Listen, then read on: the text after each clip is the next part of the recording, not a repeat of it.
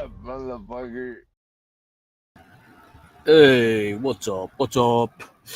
March 12th, 2026. I was thinking I was going to do a morning stream and then a late night stream, but it looks like today we had some action.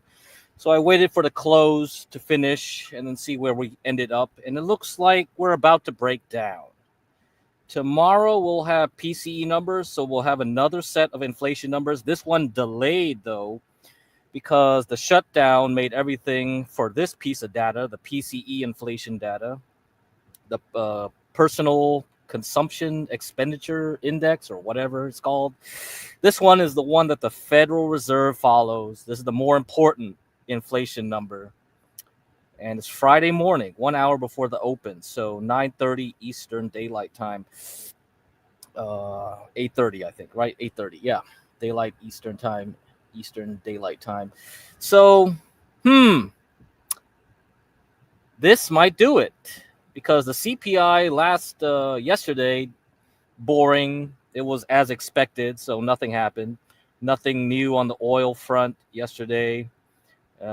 Oracle's earnings didn't do anything with the NASDAQ, either up or down. So, yeah, yesterday I decided to start shorting semiconductors again because, bro, we only have Micron left. There's only one company left in semiconductors. That would be important. So I said, well, we already got NVIDIA. You already got Broadcom. You got Marvell. You also have the big seven stocks, Microsoft, Google, Amazon, Tesla, Meta. So what's left? There's nothing left. If earnings doesn't pump things, and the way the NASDAQ has been looking lately, it looks like it's about to break down now. This is a confirmation today that it is about to break down. So when you get a follow through tomorrow, if tomorrow something happens with Iran or inflation, then we are about to fall. We are about to fall deep into the pits of hell because this is it. It looks very weak here. Now let me show you where the drawings are. This is what it looks like. Okay, let me take away the volume profile stuff. Let me take away, oops, I don't want to delete them. Let me just hide them. And just look at this. Just look at the way this Wyckoff chart looks like. Look how similar it looks, right? We got this. We have the reaction. You got a top right up here. So let me push this out a little bit. How about that? This was that last up thrust. You see that? This was probably the last up thrust test.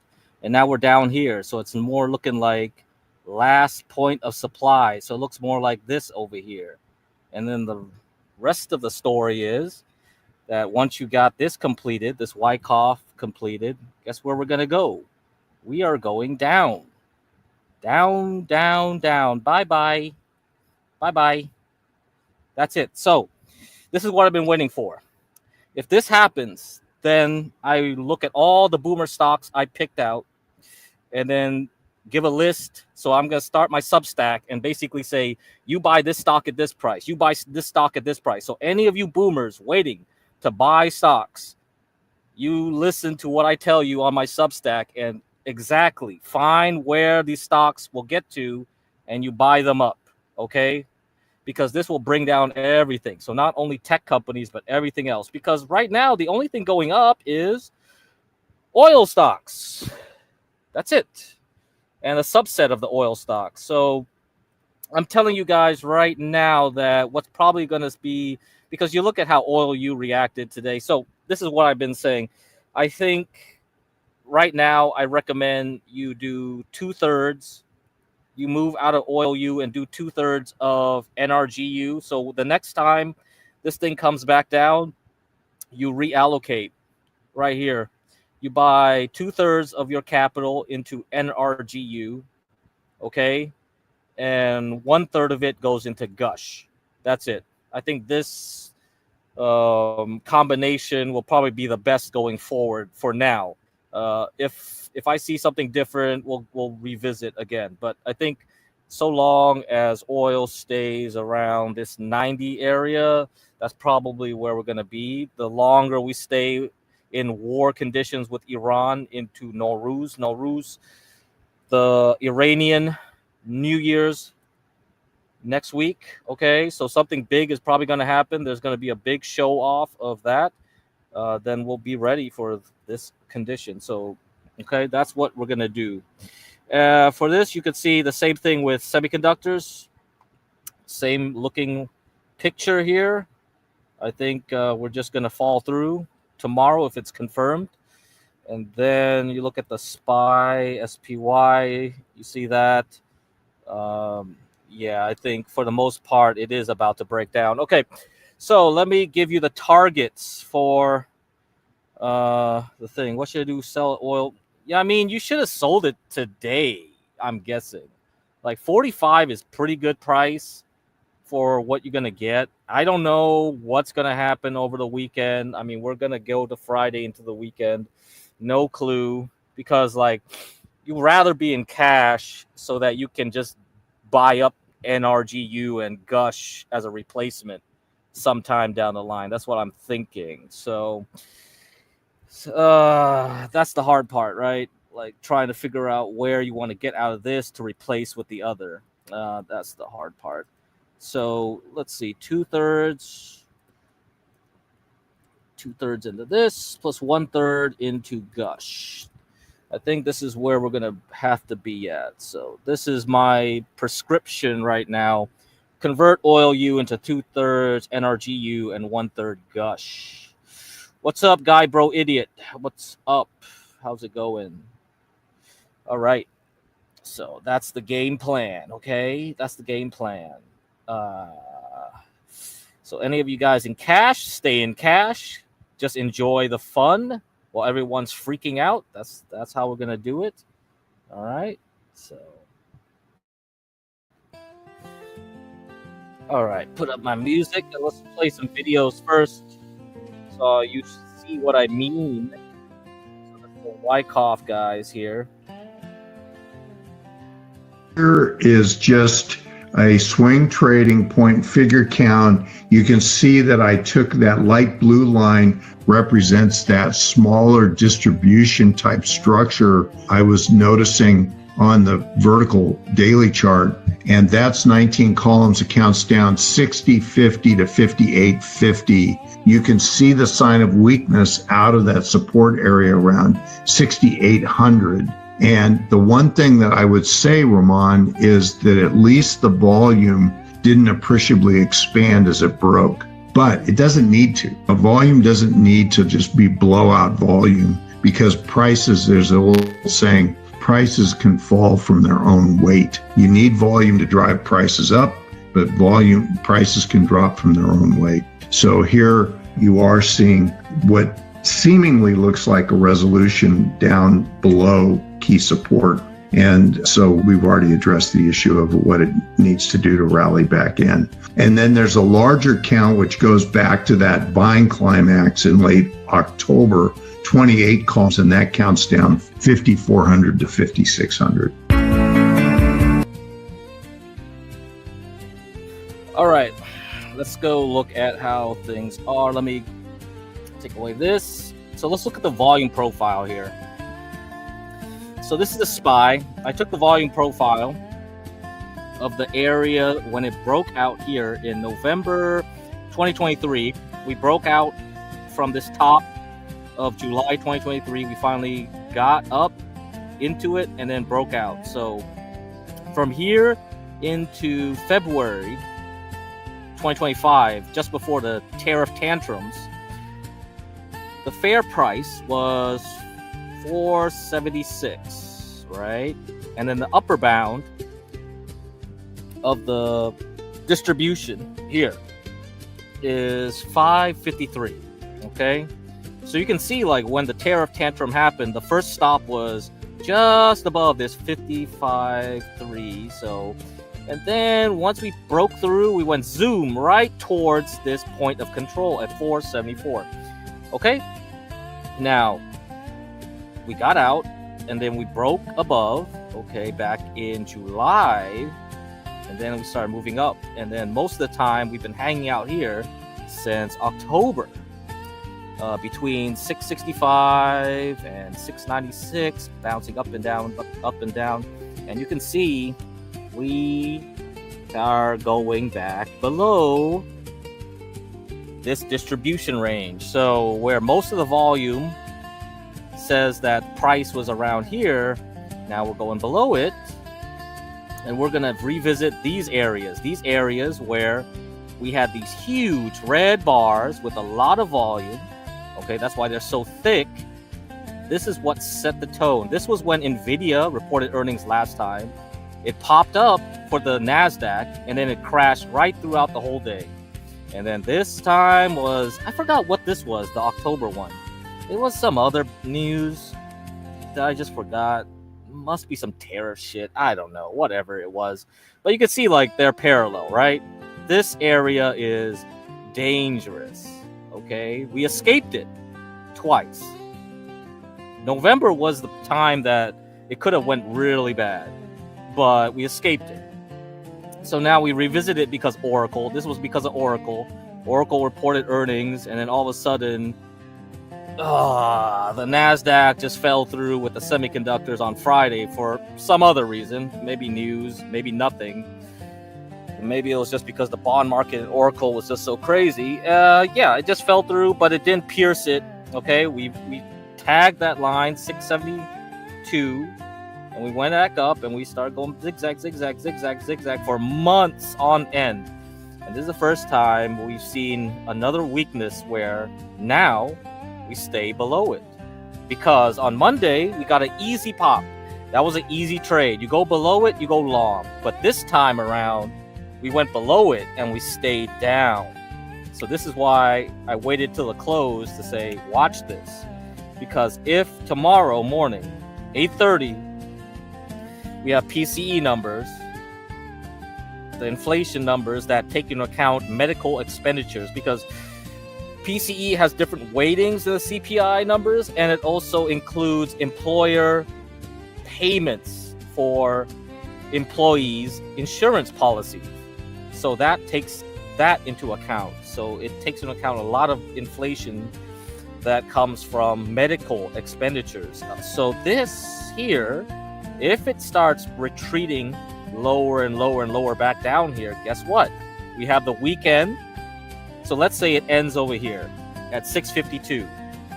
You're ripe for a breakdown on Monday, and it'll be a Black Monday, right? This will be the time to see it crash. And this will be it, right before Persian New Year's, okay? You see it go down here, and then what's going to happen is it's going to try to zigzag, zigzag, zigzag down here for the rest of the week into Friday. And if Friday happens, and if Iran does something for New Year's, or the US wants to do something for the New Year's, or Israel does something for the New Year's in Iran, then that's it. Whatever that may be, that could be enough to just freak everyone out and crash it all the way back to 600. So he gave you some targets, right? He said initially we should be maybe around I guess 640 to 650, somewhere here, right? That'll be the initial one. But then the longer count, he said, well, we could just end up down here at the top of this line at 550. That's where the next levels are. So let's say we survive this for most of the next week, but then on Friday we drop down here. Well, then the next stop will be we drop down back down here. So by the time we get into tax season, peak tax season in April, we should be down all the way here, and people will be wondering, shit, what the hell do I do now? For the people that didn't take profit back up here, well, you're gonna suffer. And these guys probably have to pay taxes and say, whoa, man, I made so much money last year, but I gotta pay all these taxes now. Well, I gotta cash out. And that will exacerbate things, right? As they cash out to pay the IRS so that they have their checking accounts filled. Yeah, maybe that's what will drive this thing lower and lower and lower. So yeah, maybe I could see it at 550 at the worst case on the SPY. In that case, that's when we start looking for when to buy. So yes, next week into the end of March, I'll be looking at what the prices I'm looking at targeting for most of the boomer portfolio, okay? And that's where I'm going to be looking at. So once we get to this crash, there'll be a nice time to buy the dip for all the companies I'm looking at. But right now, the only companies I would recommend is still oil. And we also have a newcomer here. We have fertilizer. I briefly mentioned CF 2 days ago because I played a video and they mentioned fertilizer. And I'm like, well, you know, I know some fertilizer stocks that I've been eyeing for a return because these stocks were pretty good from COVID up into the Ukraine war. So they had that nice push up into the Ukraine war. And now we have CF here this week, 36% on CF. So this is where we want to be. Okay? So this is where we want to be. I think that's all I'm going to say too much about. I have some other ones like LXU I'm looking at, IPI, Intrepid Potash. Those are my top 3.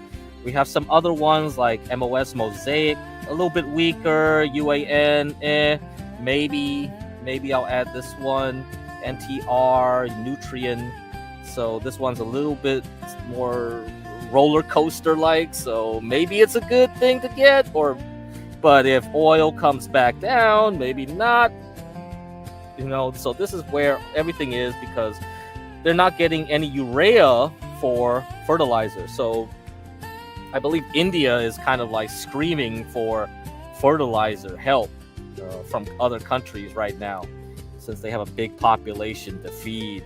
Okay, so anyway, so let's look at what the oil companies are. We have Occidental, Oxy, OXY, Valero, VLO, and MPC, Marathon Petroleum. So these top 3 are doing pretty well. We also have Phillips 66. So those are heavily weighted in NRGU. That's why I say you got to move to NRGU. Okay, so we're moving from oil U to 2/3 NRGU and 1/3 Gush. All right, this is where we're gonna be now. So that's it. I think I'm done there. If we're gonna short, so if you're gonna short with me, you use SOXS. SOXS right now is at $41.75. If things go well for this, we can go up another 50 to 100% probably on this one. All right, shouldn't be too hard to get.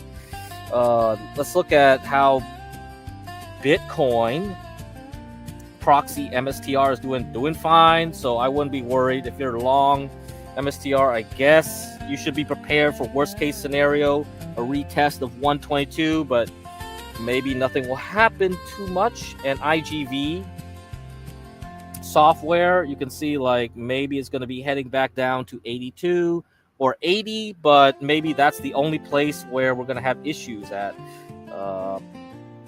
So anybody looking for software, I'm going to have to add software companies to the list. Last stream, you know, a lot of you guys were giving me some tickers. I know about those tickers, so yes, I will look at them if this thing holds up. If IGV does better than SOXS, meaning semiconductors is dropping a lot, but IGV is holding or dropping less than that, and when it recovers, when the NASDAQ finally recovers, you'll see the software guys move up quickly and bounce compared to semiconductors. So I think IGV will take over.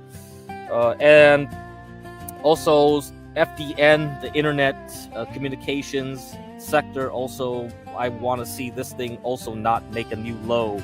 It kind of holds at 230 here on FDN. If it does that, then look, you see all these people that bought out here.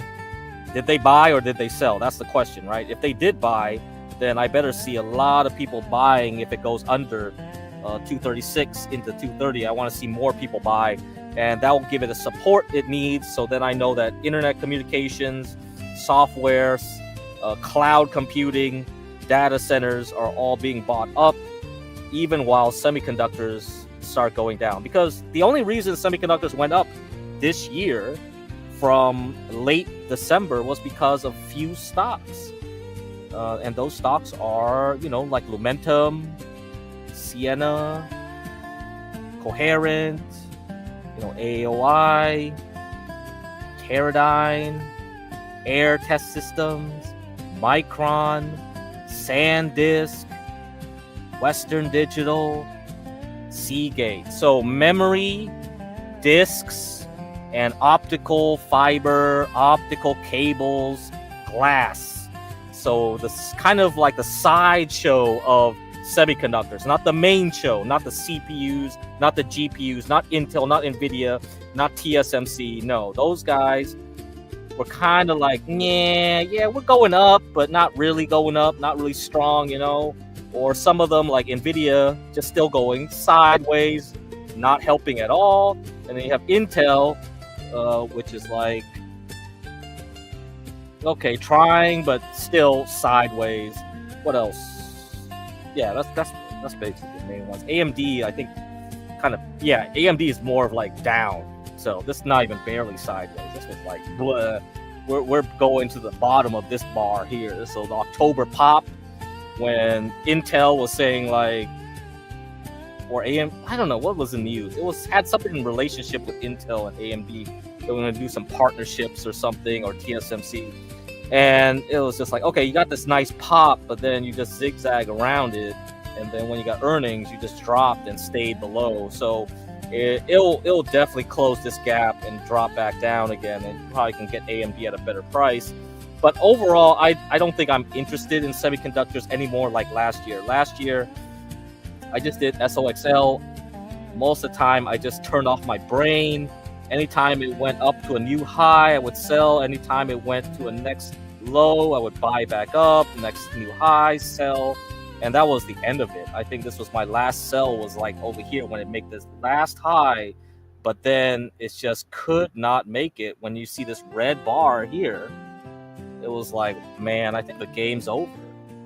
Like, either you just keep on going up right now, or I don't think you're going to make it. And now we're down here because I've just been shorting this thing. So, yeah, I shorted a little bit here, but I did more shorting here. And then this time, if we break down, I'm just going to keep adding more and more XOXS and short it all the way back down.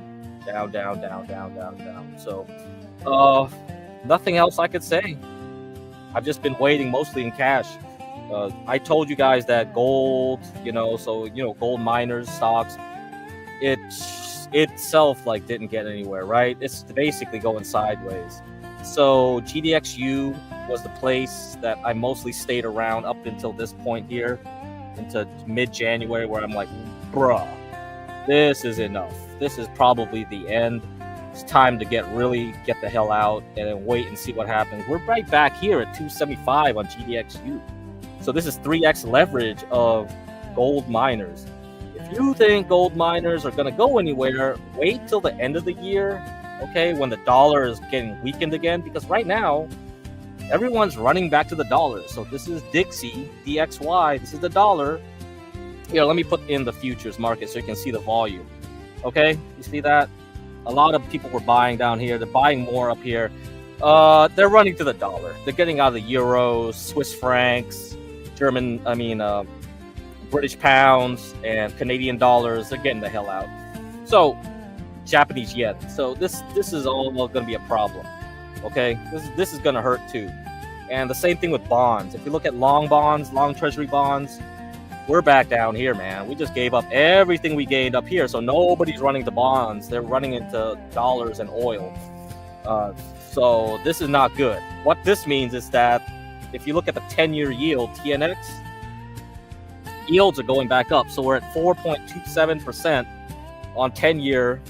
And if we keep going up back up to 5%, that means the market expects the Federal Reserve to stay high or even crank it up. And I think, Jerome Powell might give an FU to Trump, and before he gets kicked out in May, he's going to do a raise or maybe 2 raises of the interest rates. Who knows? He might surprise the market.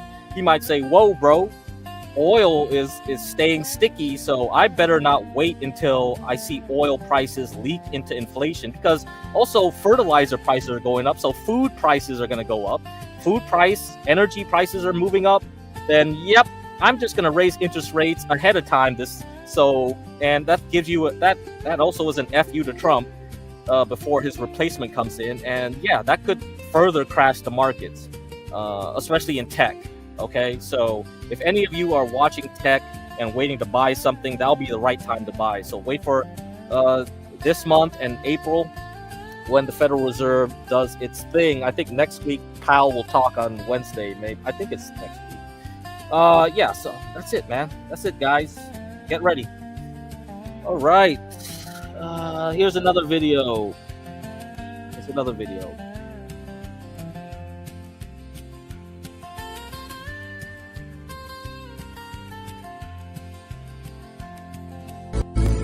We see how into the impulse right here, supply starts to come in, more supply here, that produces initial change of behavior, higher highs, higher lows, that's the pattern. And we see in the same type of idea. So this is NASDAQ, so the same idea here after this initial change of behavior. And then from 4 to 5, we have a move down, but it still goes to the higher low. And that's like a tricky pattern here, because you still see in the uptrend characteristics, but you're already showing the weakness. So what they're doing is like they like to look at analogs. So patterns always kind of like repeat in a fractal manner.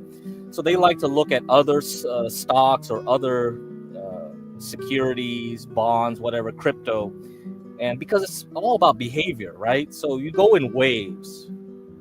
So I haven't talked too much about what's that, Elliott wave theory, because Elliott wave theory to me is like looking at the clouds, really subjective, okay?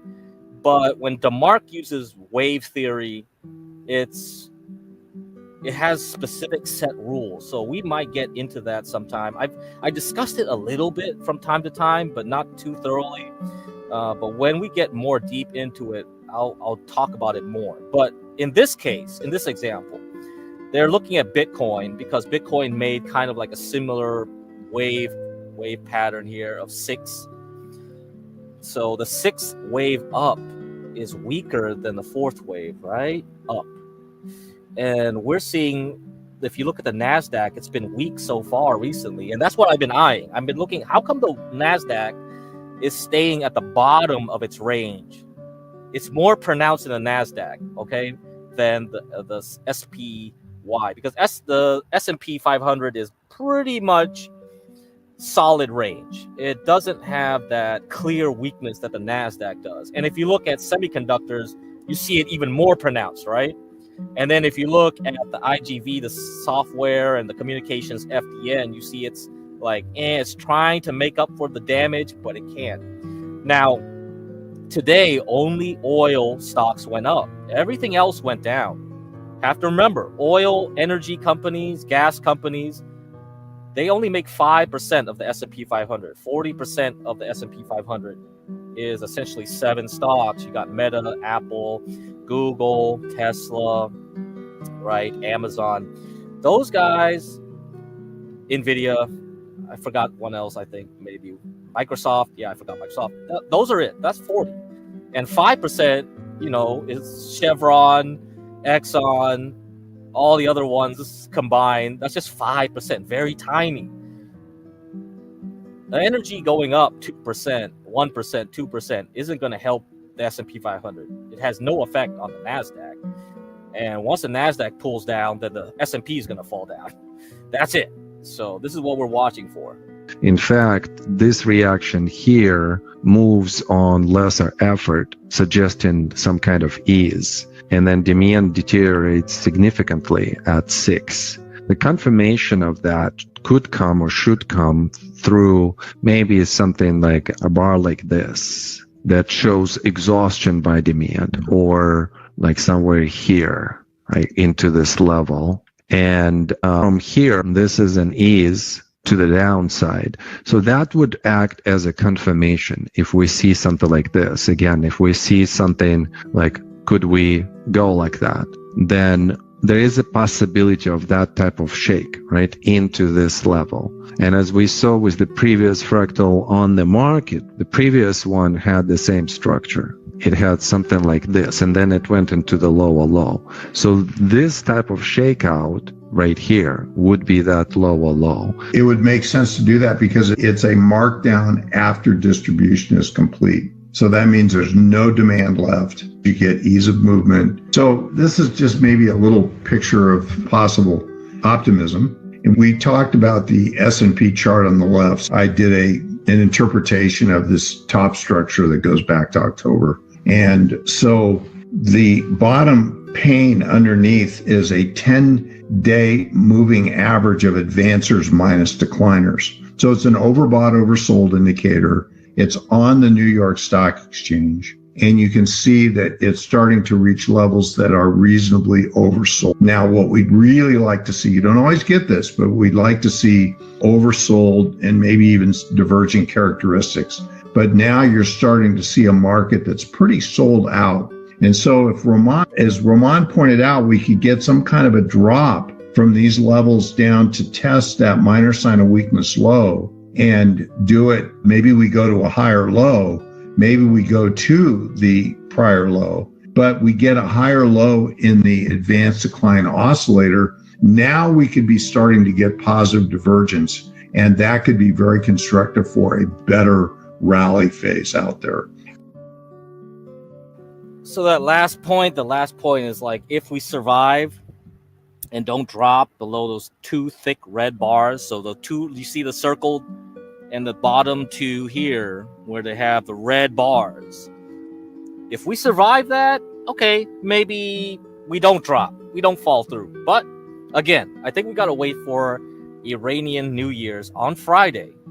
Okay, next Friday, a week after Friday the 13th, will be Iran's New Year. So that's it, based on their calendar, okay? Because their calendar follows the vernal equinox, all right?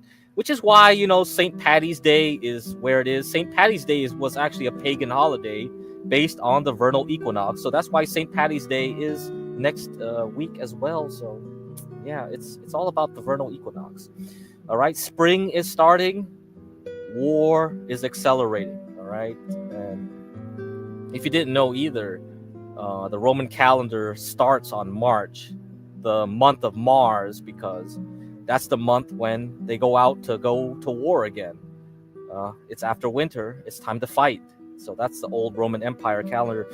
Anyway, yeah, all that stuff matters because we are still based on systems that go long before us, back to the Romans, back to paganism, back to more ancient traditions, Babylonians, Sumerians, all that stuff. So yeah, so watch out. Everything happens for a reason. It's war season. All right, it's war season. But I don't know in these days, in modern times, how long people are willing to fight. Back in the Roman times, they would fight from March up into October. I don't think people fight that long anymore. Okay, so to close off this stream, I'm gonna play this video. Okay, maybe this will be interesting for some of you guys. So we're gonna do some parapsychology here. All right, some symbolism. All right, maybe a little conspiracy based. All right, I don't know if you know Jason Giorgiani. He's kind of a whack nut job, maybe, but... And these people are trained to use weapons. They're the Iranian military. We're talking about a couple 100,000 people, at least 150,000, who know how to use weapons, have access to weapons depots, and will come out and secure the streets of Iran in order to protect millions of Iranians who are expressing their will for Reza Pahlavi to lead a transition to parliamentary democracy. Okay, a transitional government that leads to a national referendum, which within 6 months, a year, 2 years at most, will determine by popular vote the specific form that Iran's government takes and what kind of constitution is going to be drafted. All right, so that's the answer, is that the conscript military would defect to the side of the people and open up the armories and, you know, use weapons themselves. You don't have to necessarily give weapons to untrained people. These soldiers will use weapons to defend Iranians once the IRGC is decimated, and they don't have to worry about the kind of reprisals that we saw, for example, in Turkey. Remember during Obama, when the Turkish, Kemalist, secularist Turkish military revolted against Erdogan and actually drove him out of Turkey. He was on his way in a plane to Germany. Yeah. And wasn't that also the Gulenists? Yes. Yeah. It was a combination of Kemalists and Gulenists together. In any case, they were slaughtered, the military that revolted. So they don't want this to happen to them. And it's better if it doesn't happen to them, because we need them to protect the borders of Iran. So look, that's the solution. That's Reza Pahlavi's military. It's the military of the Iranian people. The key would have been to decimate the IRGC across the entire country, not galvanize them to go put down a secessionist attempt. Now, there are still bombs being dropped in Tehran, so that part of the operation is still ongoing, from what I'm understanding. Well, remember, Lev, that... So I've been hearing rumors that the new Ayatollah is in a coma, or he lost his leg, or whatever. I think the bigger problem is, if he is alive even, it's like, dude, it's the guy's son. It's the previous Ayatollah's son. So it's just Khomeini number 2. And Khomeini number 2 basically got his father killed, his wife killed, his sons killed, his grandkids killed. Like, bruh. If he is still alive and if he makes it, he's out for blood. He's going to be worse than the guy before him. And we just screwed up and just made the regime more militant, more extremist. And this is why I drew that shit on the thumbnail, because like Schizospud put this thing up here. This is hilarious. So, you know, the thumbnail is kind of like a reference to Dune. I tried to make the AI make a Dune base thumbnail, and here's the image here. Once you understand Bibi is Baron Harkonnen and Trump is Shaddam IV, everything makes sense. Trump should send in 5 legions of his Sadukar, Zionist Christian terror troopers. Also, I guess Khomeini can be Leto, as his he forgot to say father got assassinated and his son succeeded him. Seriously though, Post, what's a psycho? Whatever. Iran, which is being beat to hell, has apologized and surrendered to its Middle East neighbors and promised that it will not shoot at them anymore. So, I mean, right now, you know, Iran doesn't care. They've been shooting at Dubai like crazy. They have a lot of interest in Dubai. And once I play more of this video, and then maybe I'll go back to reading some articles, it's like, there's a lot of stuff in Sudan with gold that the UAE was doing. Also, some other stuff concerning. What else was I concerned about here?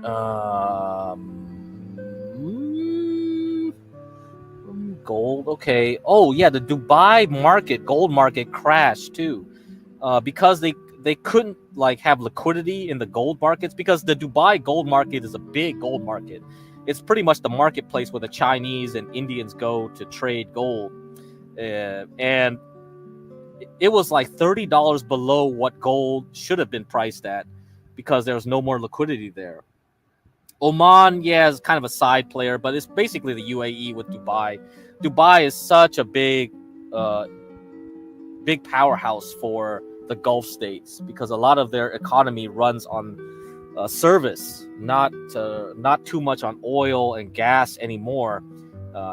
As you've seen over the years, they've put out a lot of advertisement and paid influencers to tell them to go to Dubai to set up companies for crypto and all that kind of stuff and other services. And that's why you see a lot of girls go over there too, right? So, you know, the theory of the porter potty girls. Yeah, because they need those girls over there to service clients as well. You know, you got to attract people to live in basically a sandbar. Dubai is basically sits on a sandbar. It's essentially a floating piece of sand. Yeah, you could probably bomb them to hell and it would just like fall back into the sea, you know? If Iran really wanted to, they could do that. Even though Iran has a lot of business partnerships in Dubai, they're willing to sacrifice that if it means the greater goal is achieved. Because remember, Iran is fanatical. They really are, not like us. If Iran blows up enough Amazon data centers and all the porn sites fall, you know what? The West will crumble, because the West, they need porn. You can't live without porn in the West and Instagram and all that. It's very easy to poke at the West and make them fold nowadays. And they know that. They know that. Again, this fucking, you know, Rubio, Hegseth have all made it clear that their goal is not regime change. They're going after the nuclear sites. They're going after the missile sites. They're going after decimating Iran's military power and its capacity to back proxies. The missile sites alone are massive targets, underground, inside mountains. Okay? They're called missile cities that have been, Iran is 70% mountains. Okay? These vast underground facilities full of missiles and with tunnels that can carry missiles out onto launchers. These are huge target footprints across the country that need to be hit. So yeah, that's going to take a long time. And that's the main objective of the United States, clearly stated. And they anticipated initially going into it that it would take a month or more. Now I'm hearing crazy things about how long it's going to take, which make me even more concerned. Because there's no reason why a regime change operation should take that long, unless there are other plans for Iran. When it comes to the mentality of some of these Trump administration people, maybe like Hegseth, who has the Christian tattoos on him, or Anna Paulina Luna, or any of these people, there was also talk about Christianity and end times prophecy and all of that. And also we have the end times prophecy of the Shiites as well, with the return of the Mahdi. So what exactly, to tie this into, you know, the Nordic question here, what exactly do you see happening with these end times prophecies, and any predictions there as far as whether that's going to create an opening, you know, much like the, hopefully not, but much like the Kurds may be using this opening right now to go into Iran, the various powers and principalities may use the opening of this religious superstition and end times prophecies to come in. One of the most disturbing things that I saw during the course of this war, which again, we're day 6 or so of, only 1 weekend. Yeah, just about one weekend.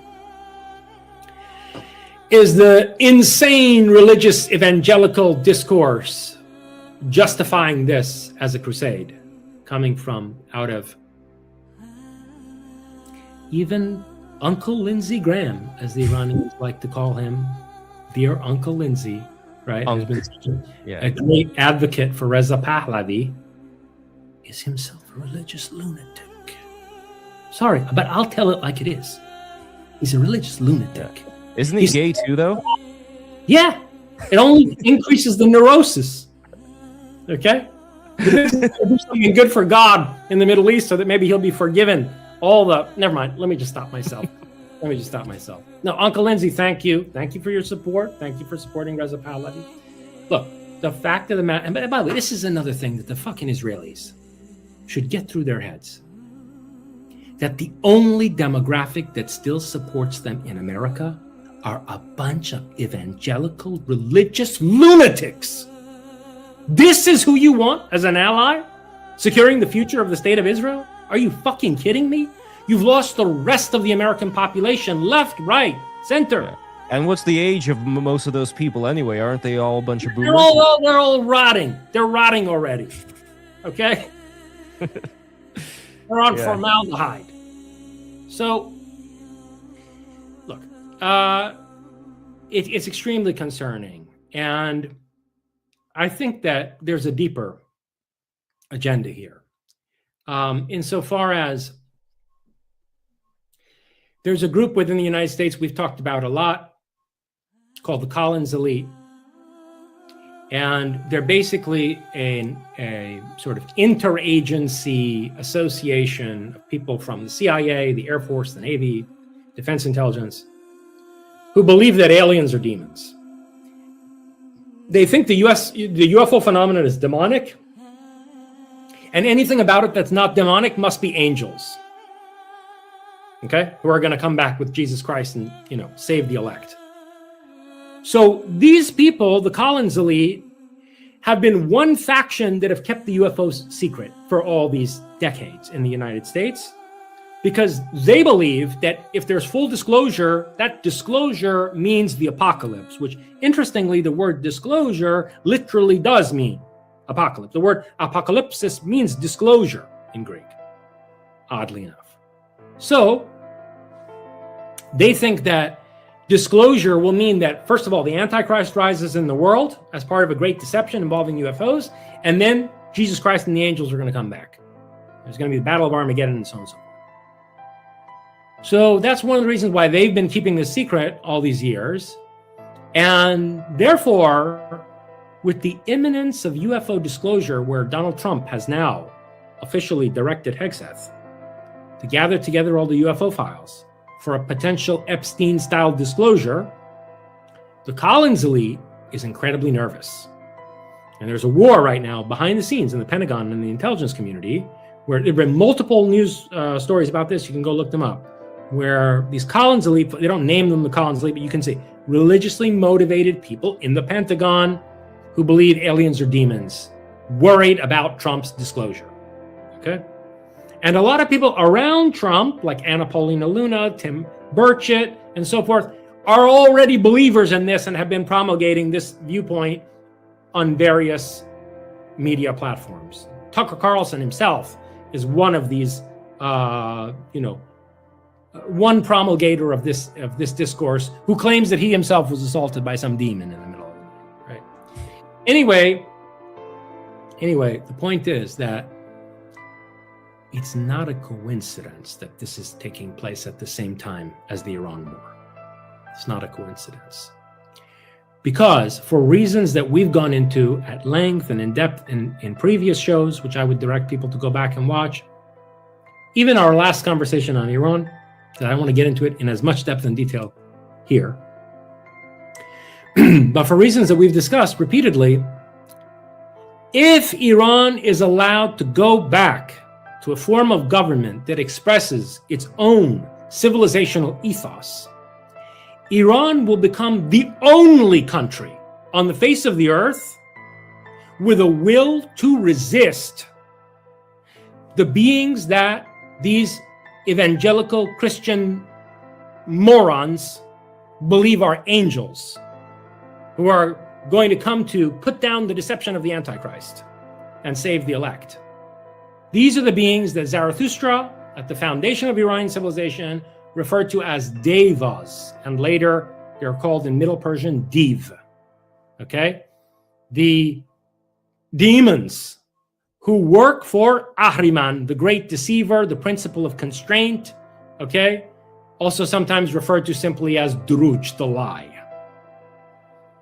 So Zarathustra is so important, not just as the first philosopher who inspired the entire trajectory of Greek philosophy to arise, but Zarathustra is so important as the singular figure who flipped the religious perspective of mankind. All those beings worshipped by all the ancient pagan cultures, which are the same beings, despite what these Christians and Muslims like to think, These are the same beings that later were translated into angels. The Elohim, or the Malayek in Islam. These are the pagan gods that the majority of human cultures, from the ancient Sumerians to the Mayans to the Chinese worshiping their great ancestors, etc., to the Hindus worshiping the devas, right? I mean, remember the Indians and the Iranians, the Vedic Indians, Vedic people, and the Iranians were originally one people. That's why they call them Indo-Iranian, the Indo-Iranian branch of the Indo-European people. So the Indians also literally call them devas, same word that Zarathustra uses. And the Gathas, and the language of the Gathas is very, very close to Sanskrit. It's right at that point where Iranian is being separated from Sanskrit as a separate language. And a great deal of that separation had to do with this revaluation of all values, as Nietzsche would call it, where Zarathustra basically says, you people are worshiping demons. The entities that basically are the army of Jesus Christ, the entities that brought Jesus Christ, that will bring Jesus Christ back, the entities that spoke to Muhammad, they are demons from Zarathustra's perspective. They're great deceivers, manipulators, sadistic oppressors of humanity. That is foundational to the ethos of Iranian civilization. And in Neo-Zoroastrian or Mithraic Iran, would have that as the lens through which it views both UFO disclosure and the potential available to us through achievement of the technological singularity. In other words, we are now 20 years at most away from, on an exponentially accelerating curve, we're 20 years at most away from having godlike power ourselves in terms of genetic engineering, artificial intelligence. The recognition of latent psychic abilities, which is happening contemporaneously with UFO disclosure, because the way these UFOs operate is psionic. It's been now disclosed in numerous conversations. The people in Lockheed, the people in American Deep State know this.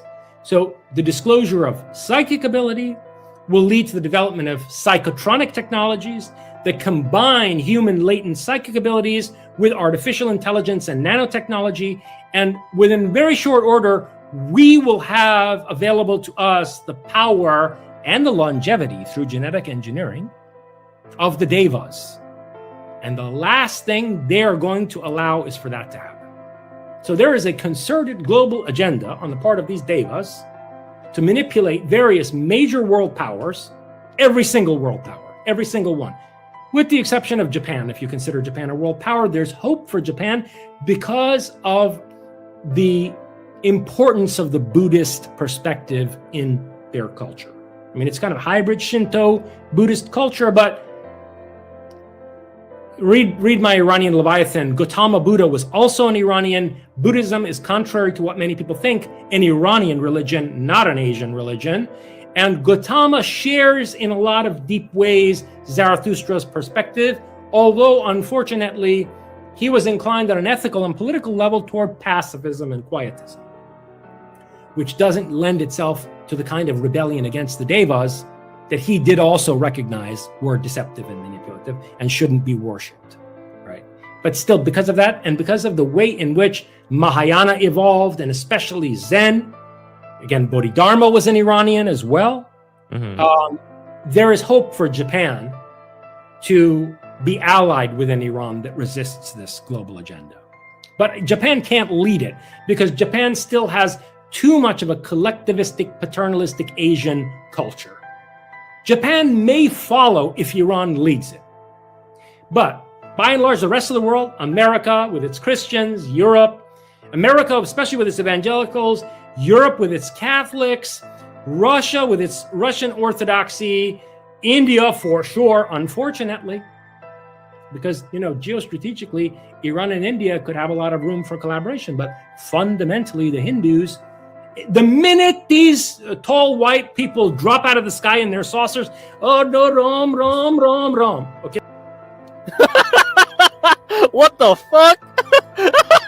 The tall white Nordics dropping in their saucers. Okay. So, I mean, if you guys don't know conspiracy talk, you know, there's different types of aliens. There are the Pleiades aliens. There's the tall white Nordic aliens. There's a whole bunch. There's the gray aliens, right? You know all that. So, yeah. So apparently the Third Reich had UFOs powered by what's her face? Okay, what's her face? Oh man, I forgot her face. She kind of looks like Ava. You know, if you know Ava, like she kind of looks like Ava. Yeah, Ava has that kind of like distinctive look to her. And when Ava told me she was like part German, Austrian, and Croatian, I'm like, ah, there we go. That's why you look the way you do, because you could be descendant from one of those psionic aliens. That's why some people call her like she kind of looks alien like. So yeah, Robert Seffer, that's right. Robert Seffer also talks about this. Robert Seffer, damn, let me find that. What the fuck they called that shit? Oh man.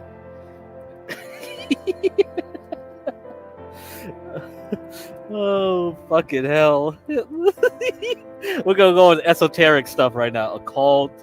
Let me see. Let me find it. The Vril Society. Yeah, Robert Seffer always talk about the Vril Society. Look up the Vril Society. Look up the leader of the Vril Society. Look up that witch.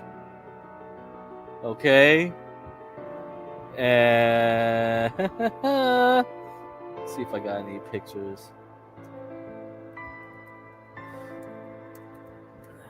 Let's see. What's her face?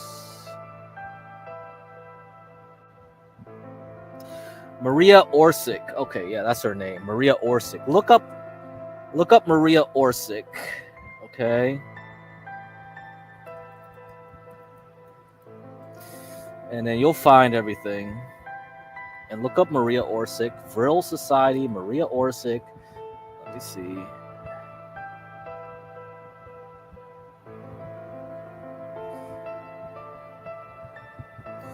Let's see if I can get a picture here.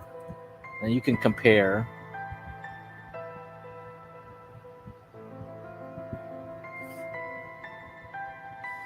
Let's see. Okay.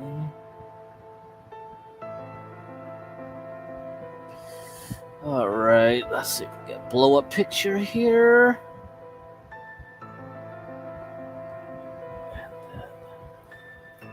And then let me copy this. Okay, copy. Okay, and then I'll do a side by side with Ava, and you can tell me if this is her. I gotta go to Paint. I don't got fucking Photoshop. I got Paint. That's all I got here. Now I gotta get a picture of Ava. All right, let me get a picture of Ava. And let me see. Find a video here where I could get a screenshot.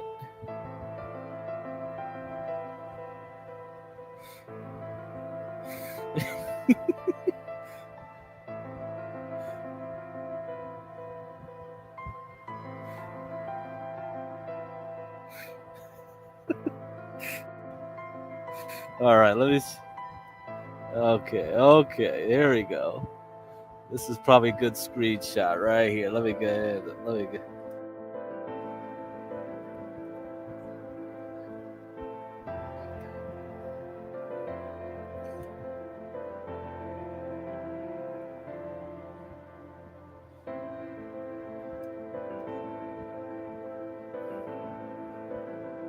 All right, here we go.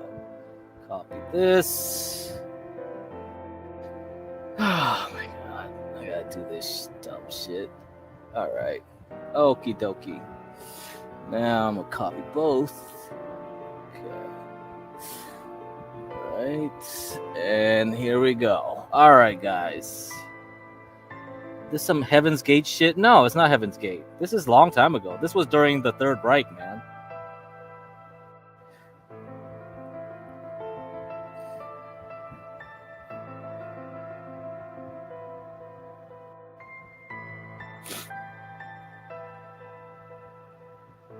All right, what do you think? You think somebody's here? So Maria Orsic on the left, Ava the G on the right. You think they could be related? So that's what I'm saying. There is some psychic power out here, based all the way. You know, if you guys played Castle Wolfenstein, you know all the occult stuff. You know, like the Nazis went to Tibet, try to learn from Buddhism, like, you know, all that esoteric shit. Come on, they were definitely working on psychic energies and psychic power. If they did have UFOs, I don't know. UFOs, man. That's it. That's what he's talking about. They're all going to submit. They're all going to. Yeah. They even submitted to the SS during World War II. You don't think they're going to submit to Nordic Supermen and step out of flying saucers and say, hey, we're the Devas? 100% they will. So you can't count on anybody in the world except Iran. I don't support Iran because I have Iranian heritage. I have Iranian heritage because I supported Iran. Okay? I remember the last days of my last life, and Iran was on my mind constantly. If I were a person, and it was during the 1979 revolution, so it wasn't hard for a thinker to be thinking about Iran, but I became fixated on Iran and its significance to the world and its history. If I had no Iranian heritage at all, but had the same philosophical proclivities and the same fascination with history and the same concern for geopolitics as I do, I would still have come to the same conclusion that the only fortress that we have on this fucking planet from out of which to resist the Devas is Iran. And that battle is coming within 20 years. Because again, it's not a coincidence that UFO disclosure is taking place at the same time as we're reaching the technological singularity.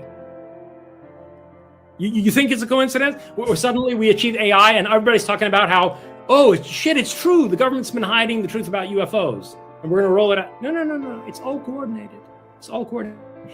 Because the people behind the UFO phenomenon will not allow humanity, by and large, to achieve technological parity with them in a way that gives us defensive capability. They're colonizers, they're oppressors, they rule us. It's like the caste system. And it's going to overtly become like the caste system again once they come out of the woodwork after massive devastating events are orchestrated and take place on this planet. So Iran is a vital fortress for ensuring the self-determination, freedom and independence, and continued progress of humanity, okay, within a cosmic horizon. The core of Zarathustra's teaching is Sepanta Aminu, the chief attribute of Ahura Mazda. Ahura Mazda, the spirit of titanic wisdom, has as its chief attribute the expansive or progressive mentality at work on a cosmic scale, a cosmic force of progress and innovation and creativity. Okay? So the battle with the Devas on the basis of that Sepanta Aminu, on the basis of that Promethean ethos, is the only hope for humanity. If Iran falls, humanity falls. End of story. Now, Jason, to follow up with something pertaining to that before we get to the super chats, when it comes to someone's ethos, you mentioned that in your past life, you were already incredibly connected to Iran. When it comes to what we do right now in this life, in order to determine what ends up happening to us later on in terms of which ethos we want to be a part of, is there any advice you can give to, I don't know, like let's say you're right about what's going on with Israel right now, any advice you would give to some of the Jewish people that are listening that want to be a part of what you're talking about and don't want any of this bullshit? And then advice in general to people when it comes to what they can do to make sure that where they end up in their next life is not going to be in a bad place, is going to focus on, you know, whatever ethos is going to be the closest to that spirit of wisdom you were referring to. Yeah, so I don't want to give specific advice to Jews because that's like ghettoizing a population. I mean, I would give the advice to Jews, who I would give it to any creative, enterprising, innovative person with a, humanistic, valiant ethos, right? I mean, to the extent that any person who happens to be Jewish has that ethos and wants to cultivate it, I would give the same advice, which is that, and by the way, your question is incredibly relevant. We addressed this last time because my book Thenosis had just come out. Copy of it somewhere. Actually, there's a copy of it laying right here. Yeah, Thenosis, my latest book, which is a comprehensive parapsychological study of the afterlife. Okay, it's link in description, by the way. Yeah, Thenosis. There's going to be a lot of death on this planet in the next, very soon, in the next 10 to 20 years. A lot of death on this planet, like we haven't seen in 12,000 years. And so it's very important, for example, like what happens in Iran right now.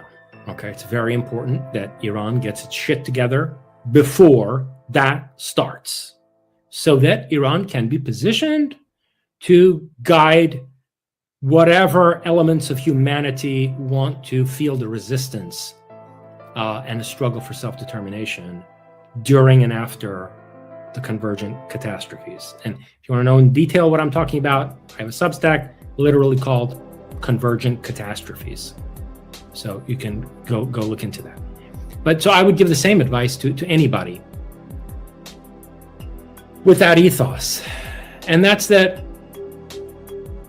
you should inwardly orient yourself toward those principles that you think are the best maxims by which to guide your life, and study in a deep way, not just in an erudite, dry academic way, but be seduced by the elements of various cultures that you think are most constructive for the development of the human future.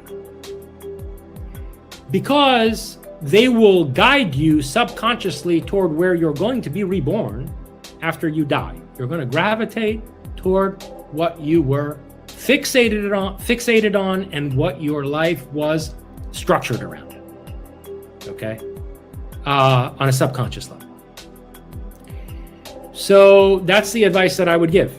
And, what particular heritage, I don't want to use the word tradition necessarily, what particular heritage, what particular histories, and what particular ethical structuring principles any given individual adopts and adapts in a dynamic way that is self-sustaining and compelling is going to depend on that individual and where they're situated to some extent. Okay, like for example, if you have a person, let's say in South Korea, who's a particularly Promethean-minded individual, maybe studying the more constructive elements of Zen Buddhism and what it is about Japanese culture that has made modern Japan so innovative and so intrepid would be a better choice for you than getting lost in Iranian history and the principles of like Zoroastrianism and Mithraism. And it's more practical for that South Korean person. And when it comes to, let's say, something like, for example, my situation where I was born in the USSR, in St. Petersburg, Russia, and then we happened to find a way to get to the United States. Is there something in terms of those very strange trajectories where you happen to be born in a certain place but aren't there for a long time, and now you're thrust into New York City, into the middle of where everything is going down right now? is there something to those kind of trajectories? I think so. I do think so. I think it's a way where life is telling you, come and matter. You, Lev Polyakov, don't belong in war-torn Ukraine or on the Russian side of the border. Come and matter. I think that's, in the case of individuals who have something to offer the future, I think that's why they wind up being, I know another person very much like that, who are taken from some part of the world by the happenstances of life or the synchronicities, of their biography, to a place that's at the center of everything. Or they wind up having the ability to move in a very cosmopolitan way between various places that are important nodes in the world system. But I mean, look at yourself. Like you were, even though you were born in the United States. I was born where it matters, in the center. Yeah, exactly. I've been a New Yorker for a long time, which really, R.I.P. to see what's happening to that city, because I have been a New Yorker for a very long time. And it's over. It's over. Pour some liquor out, huh? Yeah. Now we're gonna go to super chats, but the very first super chat that I wanted to talk about is from our good friend King of Biltong for $40. Anton, my good friend Anton, we are the lowest priced direct-to-consumer biltong brand in the Ghostbusters. Yeah, and it talks.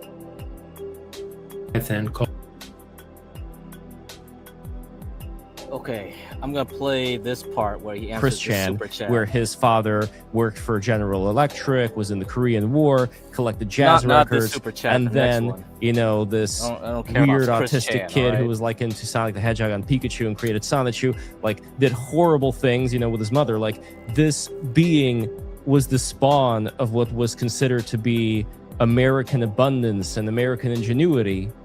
Yet I think the reason why so many people resonate with this Chris Chan character, why he's like the most documented man on the internet allegedly, is because I think that they see inside of Chris Chan a part of themselves where maybe they're not living up to the expectation of their ancestors. And I don't think that that's something that should necessarily be attributed to any particular people. It's the unfortunate reality that if you don't have pressure on you, you're going to start to get loose. And right now what we're seeing is who are the countries with the most pressure? Iran, obviously, the Iranian people. We also have, Israel, as far as the pressure that's constantly been on them with the wars. We have Ukraine, the pressure that's coming from Russia. So I see those people as surviving. And like I said before, I wish that there would be an alliance with all those people who actually have enough pressure on them and don't succumb to that pressure and can grow from that pressure. So that's at least my hope here. Yeah, I couldn't agree with you more. So let's go over here to Lady Ariana. We all know Lady Ariana. BB also keeps talking Haman the Persian instead of the Agagite Amalekite. P.S. Don't be mad at me. So I don't know what this is. Look, the whole discourse of, I don't want to get into this in too much depth and detail, but if someone really wants to get into the Purim story and its subtleties and what kinds of esoteric motivations may have been behind the crafting of that narrative as part of the foundational historical relationship between the Iranians and the Jews, look at my chapter in Iranian Leviathan called Tekel Tekel Mene Shekel, okay? And which is obviously a play on, the famous Bible verses, okay? Mene Mene Tekel Ufarsin. And look,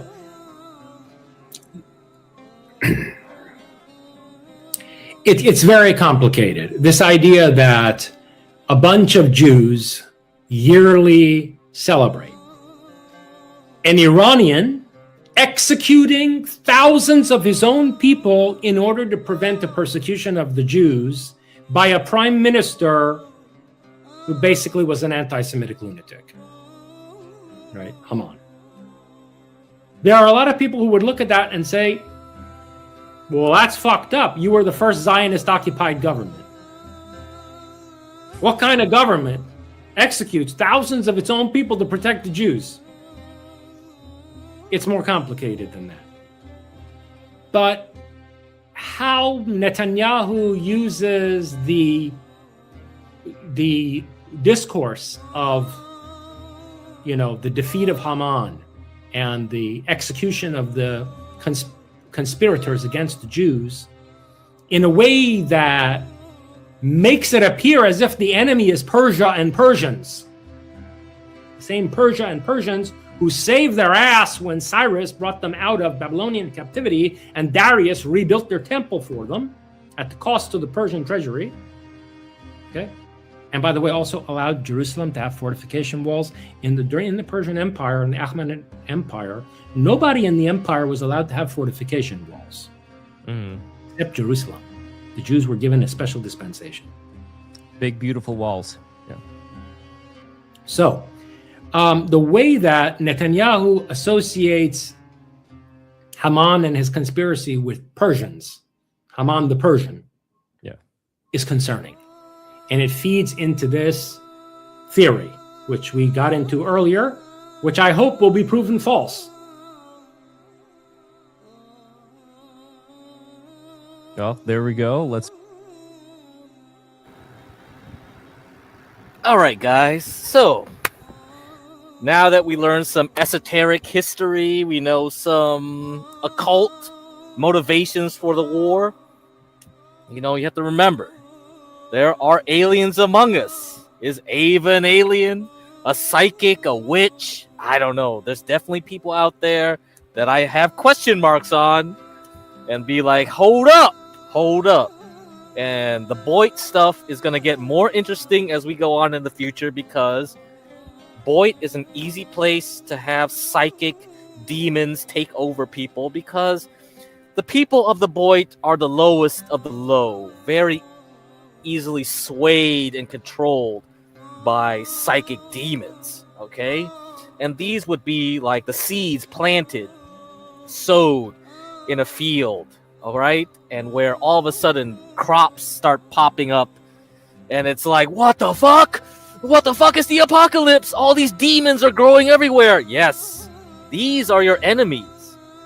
We are planting and sowing everywhere, and these are your future vessels for demons. I think so, anyway.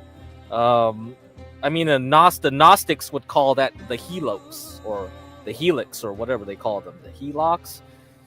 That's what they're trying to do. Because I talked about this with SchizoSpud. I said, like, dude, we are trying to create Gnosticism in this world right now. And it's inverted Gnosticism, actually, because if Gnosticism wasn't real, they're going to make it real as we're talking to each other on the internet. This form of using Discord, social media, YouTube is a very cheap and efficient way to create basically like what they call NPCs, right? NPCs are basically that. NPCs is kind of like a modern way to call those people that have no knowledge. They are not really human. They look human, they might act human, but they're really vessels for demonic energies. And you can really see it right now as we continue. People actually act more like AI. And that's why AI is going to win, because it's not that humans and AI are converging in a way that because AI is becoming human. No, it's because humans are becoming AI. And that's what's happening. Humans are no longer humans with full souls or any kind of soul in them. Whatever, blah, blah, blah. Maybe I'm getting too far ahead of myself, but yeah, that's kind of how it is. Let me see. Oh, okay, let me figure out what they were called here. Oh, Jesus Christ. I got to get the freaking Wikipedia to find myself. Are normies and NPCs the same? I don't. Normies can be NPCs, but not completely. I think NPCs are completely empty. Yeah, vessels. Yeah. Yeah, they call Discord for a reason. Yeah, because like if you look at the myths of the Greeks, the Discord comes from the apple of Discord, tossed in by Eris, Eris, the little lesser goddess who tossed that in there, the apple. And the apple said to the fairest in Greek, to the fairest. And the three goddesses at the wedding party, which was attended by Paris, and then Helen was getting married to Menelaus, right? Was it Menelaus? I think it was Menelaus. And the goddesses there, Aphrodite, Athena, and Hera, were there, and they had the apple, the golden apple, tossed in the floor over there, and then Paris picked up the apple, and the goddesses were like, hey, that says to the fairest. You have to pick which one of us gets the apple. Who is going to get the golden apple? To the fairest. What does it mean to be fair and all that? You could go into semantics about Greek. I'm not going to get into that. But the thing is that, like, I think Paris picked Aphrodite. I think he picked Aphrodite as the winner. And then the other two goddesses got pissed off and shit. And then, because Aphrodite said, well, if you pick me, you get to have Helen of Troy. And so he got Helen of Troy, took Helen of Troy back, stole her back to Troy. And then the war happened with the Trojans, right? And the Greeks. So, yeah. So that's why they call it the Apple of Discord. Yeah. So anyhow, let's continue on here. Let me try to find that shit. Oh, God. It's not in the Wikipedia. Useless Wikipedia. Gnostics and types of humans. Let me search that. Let me see if I can find it that way. Helic. Okay, I was right. It was called Helic. Helic are the material humans. These individuals are completely bound by the material world and bodily desires, often equated with pagans or unbelievers. They are deemed incapable of understanding higher spiritual truths and are destined for destruction. Like one prime example of a Helic would be like Spicoli, bound by sexual desire. In Buddhism, we would say someone like that is destined to be like a hungry ghost. So if you look up hungry ghosts, we have like a special festival where Buddhists would pray for hungry ghosts to try to escape their hell. So if you're a hungry ghost, you're really you're below an animal at that point, in that cosmology right there. Yeah. So I peek my head into Thorpe's Discord every so often. Jesus, Discord dwells a whole nother species. Yeah, it's crazy. I bet. I've only gotten screenshots of what goes on there, but yeah, they are like, what the fuck is your problem? Like, how much time do you have to waste in this shit? And you know what really scared me when I met up with Ava was like, when she got on her phone, like, she could type with her thumb so fast. Like, she's on Discord typing away like paragraphs upon paragraphs of chats and posts and DMs. And it's just like, what the fuck? I can't even type on my thumbs that quickly. Like, is this where all the Zoomers and Gen Alphas are doing? It's like, you guys are way beyond me, man. It's like, that's way too much. Way too much. So yeah, this is what it is. Oh my God, Lord. Oh my Lord. Okay. So let me pull this up on my screen for you, and then we can continue on with our reading. I like to learn more. Zoom took a class. Yeah, there's different types of Buddhism, though. I only know one specific type of Mahayana Buddhism.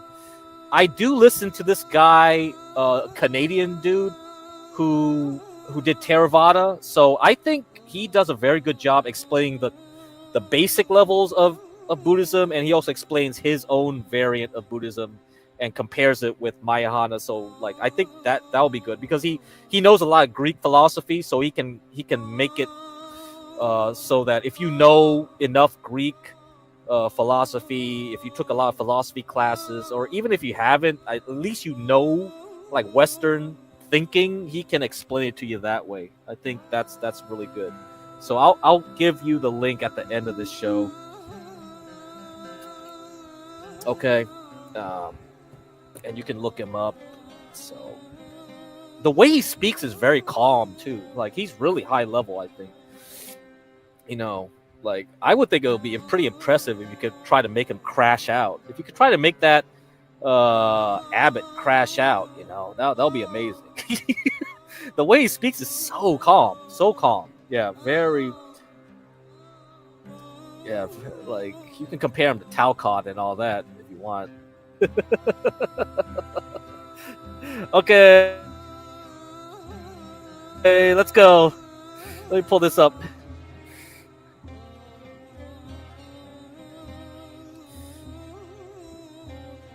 Okay, so here's the AI answer to my question.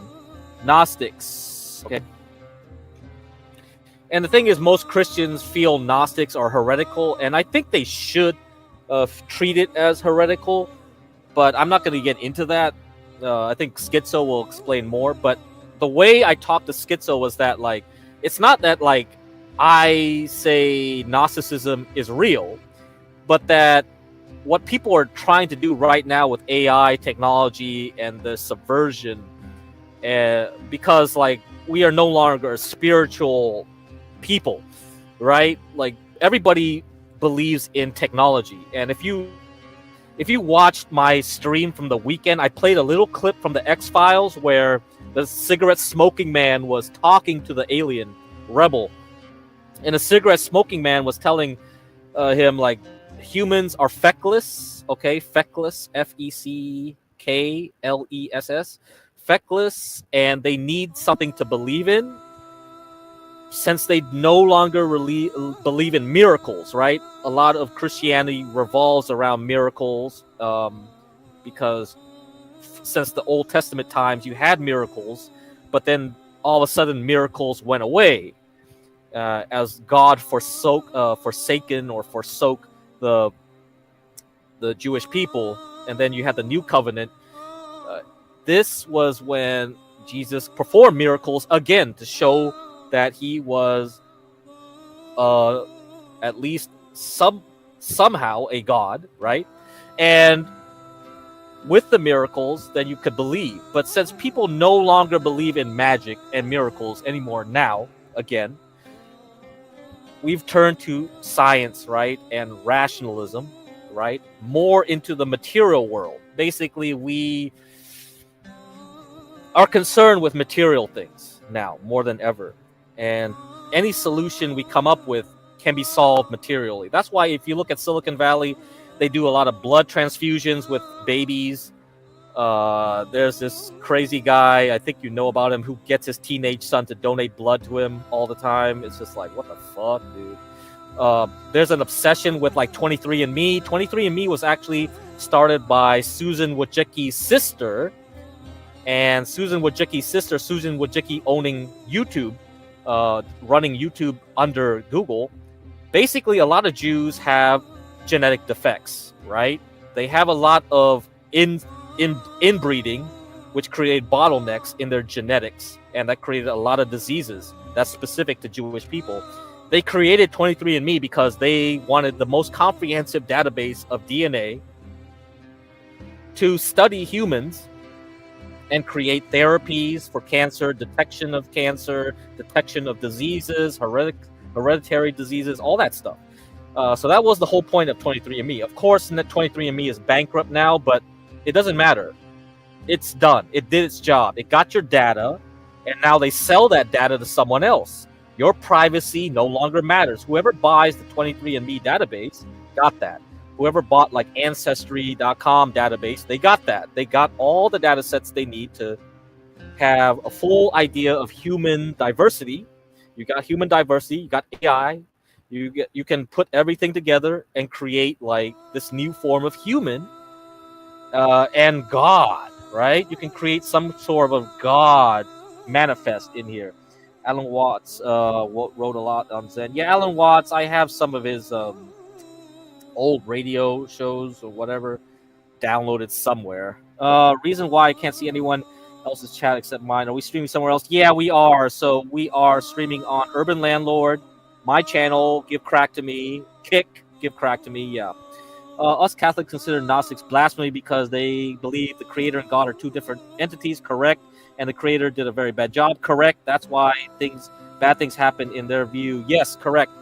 So they also believe the other thing too is because they believe that there's two gods. You know, there's also another heresy, the Marcion heresy. That guy believed that the flesh and the soul are very separate to each other, and that because of that, they can't believe in the idea that Jesus was actually fully human. Like, the Jesus people saw was basically like a hologram or some shit.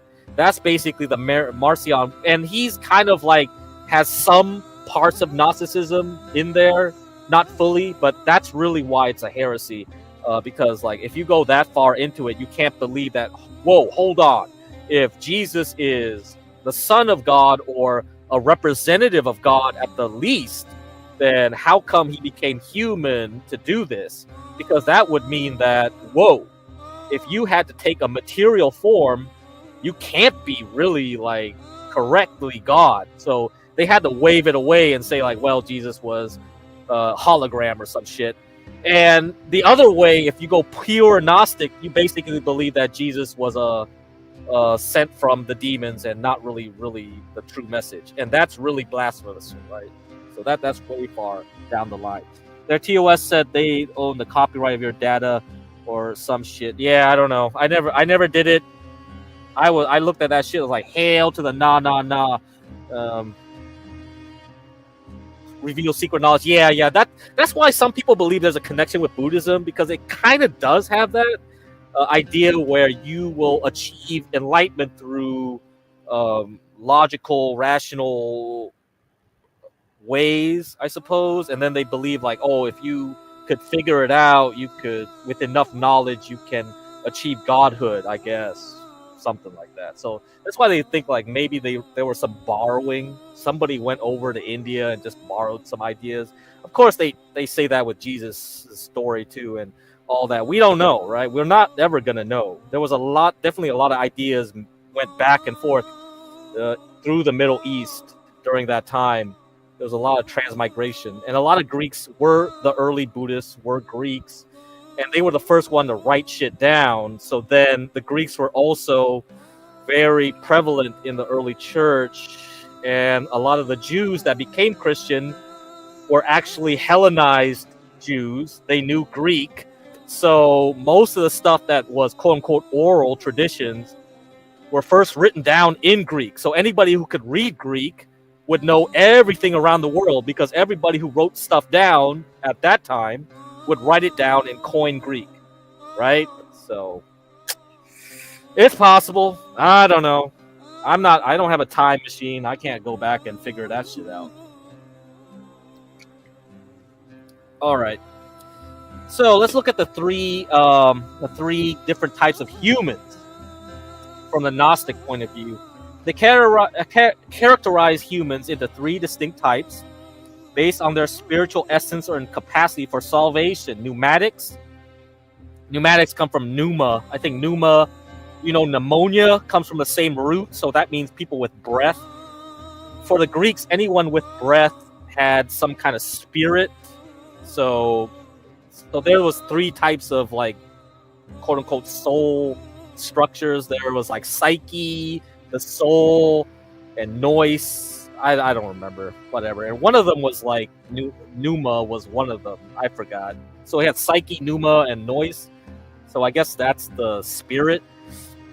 Okay, so psychics, soul capable of partial salvation, and helix, material doomed to destruction. These types are often associated with Cain, Abel, and Seth, representing a progression from material attachment to spiritual enlightenment.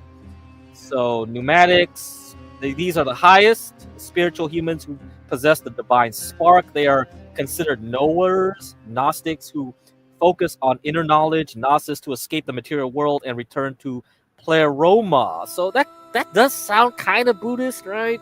If you think Pleroma is like the Nirvana and you're using your inner self to try to escape some sort of hell cycle here. Psychics, okay, soul. These are matter-dwelling spirits in the middle, having a soul but lacking the full spiritual spark. They are often identified with ordinary Christians or those who rely on faith and good works rather than direct knowledge. They may achieve a lesser form of salvation. So this is where the problem starts, right? They believe like you don't have the grace, like, you know, for most, like, okay, you, as long as you believe in Jesus, you get grace because Jesus already died for you, for your sins. So no more other things you have to do on. You got faith, you got it. The grace of God gives you that right. Okay, then the helix, these are the lowest material level, material focused individuals completely tied to the physical world. They are considered incapable of understanding gnosis and are destined for destruction or annihilation. So you're gonna have to get somebody else to talk about this, schizo or someone. I don't know how much Ben Thorpe knows about Gnosticism, so I can't give you any further commentary. It's just my cursory stuff. I did read one of the books on Gnosticism one time because like she was like the premier expert on Gnosticism since she studied the scrolls, the Dead Sea Scrolls that had those so-called books that were lost and that had a lot of Gnosticism in it. So I forgot what her name was. Let me see if I can find it.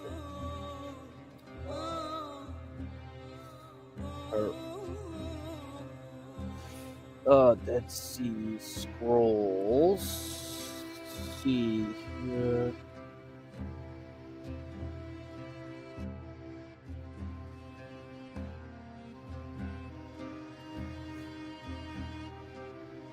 Gnosticism. Okay. Okay, the Nag Hammadi, Dead Sea Scrolls, correct. So what's the book though? Give me the book that I read.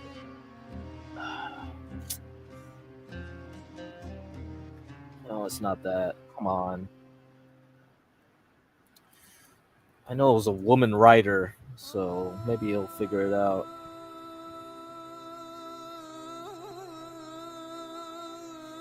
All right. Yeah, so look up Elaine Pagels. Okay.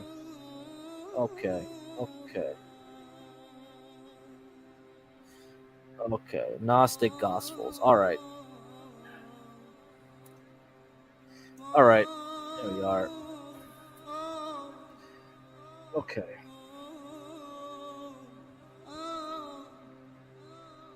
So this is the book, Elaine Pagels, Gnostic Gospel. So if you want to look further into this, go read her book. That's it. Yeah, Nag Hammadi. Yep. Correct.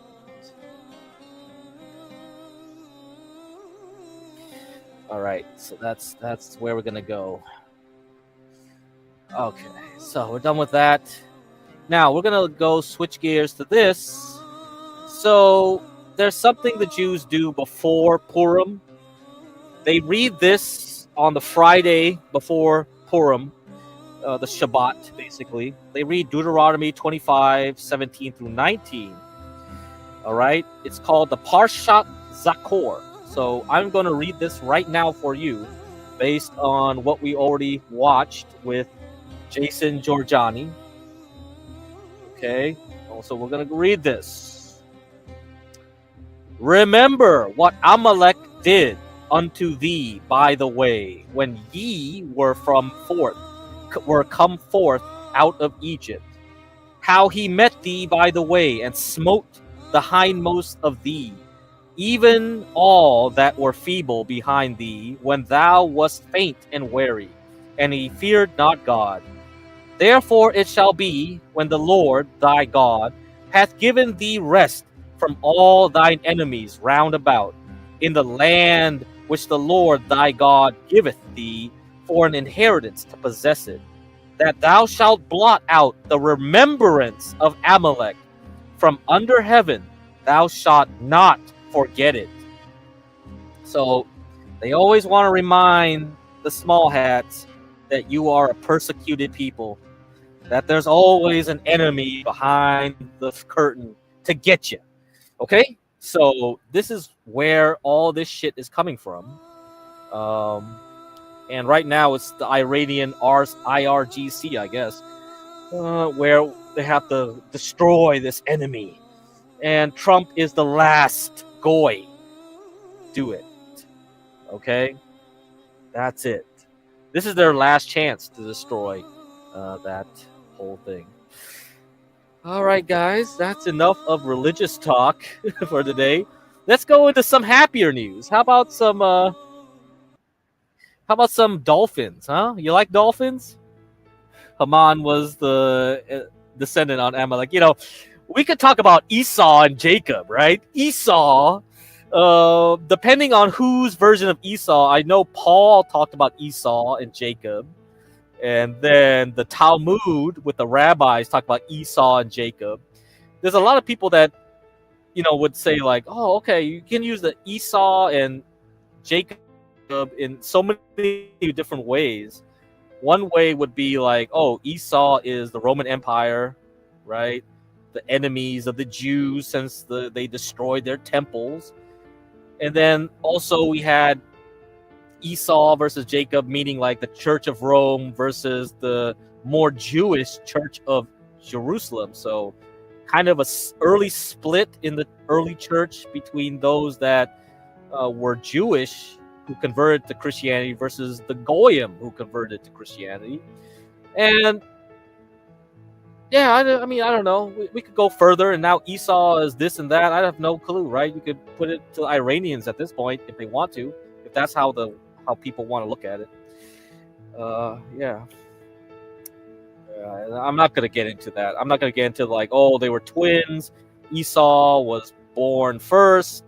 Jacob was born last. Therefore, Christianity was the last religion before Judaism. And so, therefore, you know, blah, blah, blah, blah, blah. Christianity is the right thing to believe in. And that's why Jacob wins over Esau, because the Christians are actually Jacob and the Jews are actually Esau, right? So we could go all around. This is why I don't like to read too much of the Old Testament, because I think like outside of the Gospels, a lot of that stuff is like you can repackage people's positions as metaphor and allegory through the Old Testament, right? I think that's kind of like how it goes. All right, anyway, U.S. Navy utilizes dolphins in the Persian Gulf, and this was in 1987. So, you know, I'm kind of wondering, like, are we putting dolphins out in the Persian Gulf again? So, if we go back to history, October 13, 1987, the U.S. Navy sent 5 bottlenose dolphins to the Persian Gulf to help with 2 important tasks: detecting underwater mines, so this has been important on the news lately, the mines, and guarding against enemy divers who might want to sabotage ships or naval installations. These dolphins were part of the Navy's Marine Mammal Program, NMMP, which had been developing for decades. The deployment marked one of the first time dolphins were used in a combat or near combat environment in the Gulf during the Iran-Iraq War. The Navy's Marine Mammal Program began in the early 1960s. Its original goals were more about research than warfare. Scientists wanted to explore what dolphins, sea lions, and similar marine mammals could do naturally. Sonar, echolocation, swimming speed, diving ability, and whether their capabilities might be useful for naval tasks. So, let's go fast forward. So during the war, the U.S. Navy flew in 5 dolphins from their facility in California to the Persian Gulf. Their mission to protect U.S. naval and allied shippings from mines, especially spike mines used by Iran, from enemy divers or frogmen. The dolphins were stationed on barges off Bahrain and further north near Farsi Island in the Gulf. They didn't remove mines themselves, but detected them or identified dangers so humans could handle them. One of the dolphins died later in November, probably from natural causes or disease. Foul play was considered, but not confirmed. This deployment represented a turning point. Though the NMMP had been used operationally, this was one of the more publicized and higher stakes missions in the Persian Gulf region, guarding key maritime traffic and bases in tense wartime conditions. So, well, that's it. That's it. Maybe we got a bunch of dolphins right now going right in there to clean shit up. I'm sure we got like way more dolphins than we have before back in the 80s, right? All right. Okay, so let me read this. Dubai gold trade hit as Iran-Israel-U.S. conflict delays shipments. Bullion sold at $30 discount. Cheap gold, baby. We got some discounted gold in Dubai. Gold shipments remain stranded in Dubai following disruptions caused by ongoing conflicts between the U.S., Israel, and Iran, resulting in a partial closure of United Arab Emirates UAE airspace. While some bullion has been trading onto departing flights since midweek, many consignments are still delayed, Bloomberg News reported. Dubai's role as a key hub for refining and export bullion across Asia means these disruptions are reverberating throughout the global gold market. Asia meaning China and India. The extension of the Iran-related conflict into its 7th day is maintaining uncertainty and logistical challenges for exporters and buyers alike. So you got some oil on, gold on discount. As a result of these delays, traders in Dubai are offering gold at discounts compared to the global benchmark as they seek to move stuck inventory. Sources familiar with the matter, who declined to be named, told Bloomberg News that discounts are reaching as much as $30 an ounce below the London benchmark price. The decision to sell at reduced rates is driven by mounting storage and financing costs, especially as buyers hesitate to commit to new shipments without assurance of prompt delivery. So, all this stuff with oil and gas, it's the same problem. Some oil and gas companies don't care about this, but if you're locking up the Strait of Hormuz, it doesn't matter if there's $120 a barrel. If I can't ship out my oil, that's eventually going to hurt me. So this is why you're going to start seeing more and more companies of oil and gas that have too much exposure in the Gulf states do worse than the companies that are more based in America, right? All right, that's about it. So blah blah blah blah blah blah blah. Any more of this stuff? There seems to be more issues here. Nearly 800 to 1,000 containers carrying agricultural produce from Maharashtra have been stranded in Dubai's Jebel Ali airport. So I guess someone has a bunch of corn or rice or something that's still stuck there. Oh, it's fruit. Oh shit. Well, all that stuff is probably gonna get rotten. Bananas, grapes, pomegranates, watermelons, onions, and leafy vegetables. Oh, yeah. Well, too bad. Okay. Let's see what else here. So let me look at the central bank reserve gold here from 2020 to 2025. As you can see, China, Poland, Turkey, and India were the top 4 buyers of gold. Okay. Definitely China's important here because it wants to eventually get off the dollar system. So that's why it makes sense. Poland is pretty interesting because Poland is one of the best performing European Union countries in terms of GDP growth. So perhaps, they have enough spare cash to increase gold reserves for themselves. This will help stabilize any issues they might have in the future. So that's interesting. For Turkey, it makes sense because Turkey always has problems with inflation right now. So they need to have gold to balance that out. India just wants gold to, from a jewelry perspective. Everybody who's going to marry an Indian is going to have to pay out in gold for their dowry or whatever. Okay. Gold, power, and influence. How the UAE is shaping Sudan's war. So this is something I mentioned before. So let me get into more detail now. This is straight from last year. This has been going on forever. Since fighting erupted in 2023 between the Sudanese army and the paramilitary Rapid Support Forces, the UAE has faced growing scrutiny over its alleged ties to the RSF. Sudan's government and armed forces have accused the UAE of providing support to the RSF. The RSF is based in Darfur, if you remember Darfur from 10 years ago. It was always a problem for the Sudanese. Okay. They have accused the UAE of providing support to the RSF in the civil war, while European officials say they have raised concerns with Abu Dhabi over reported backing for the militia. Allegations the Emirates denied. This week, the UN fact-finding mission said atrocities committed by the RSF in El Fasher, the capital of North Darfur and one of the last major cities in the region outside RSF control, or the hallmarks of genocide. Against that backdrop, attention has increasingly turned to the RSF's sources of funding. In a statement to RFI, the UAE Foreign Ministry said recent UN reports make no reference to the UAE and found no evidence implicating it in violations of international law in Sudan, dismissing such claims as baseless. It condemned atrocities committed by the RSF as well as by Sudanese authorities in Port Sudan, the army's de facto seat of government, and said Sudan's future should be secured through an independent civilian-led transition, free of both warring parties and extremist groups.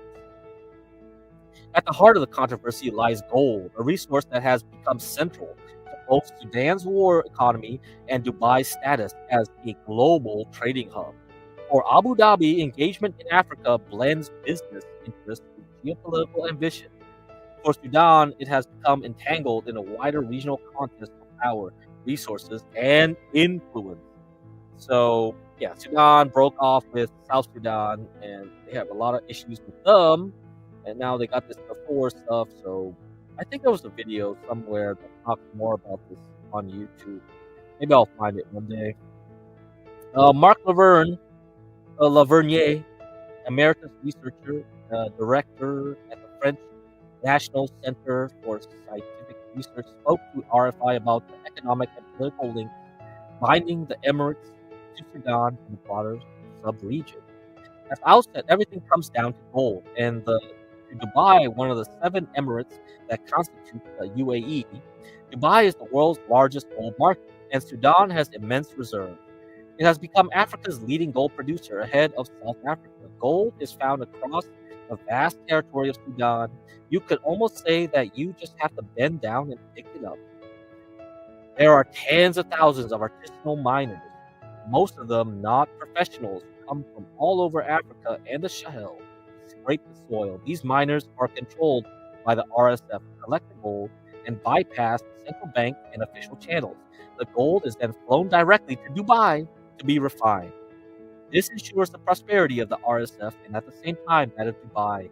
That is precisely why the regular Sudanese army sought to regain control of these resources. It ordered the RSF to fall into line, to wear uniforms, adopt ranks, and submit to the authority of the generals who have ruled in Khartoum since independence in 1956, almost without interruption. Those generals, backed by Egypt and other militarized regimes, also need resources, not so much to develop the country, but to serve the interests of the army, the military institutions, and its officers. All right, I think that's good enough there. Okay, guys, we did it. I think almost 2 hours. All right, so gold is the play, but right now we're talking about liquid gold and oil. All right, so we'll have to see how this goes into next week. And let me get the this YouTube channel for you. I think so. This is John. Okay. Yeah, Arjan Sona. Okay. Channel. So if you want to learn more, you can go to his channel and find it out. So yeah, go to him, Arjan Sona, AJAHN SON. Okay, so that's it. If you want to know about Theravada Buddhism, this is not my sect, but I think he does a very good job linking it to Western philosophy. So I think this will be a good introduction for you to learn his version of Buddhism. I think it's perfectly fine.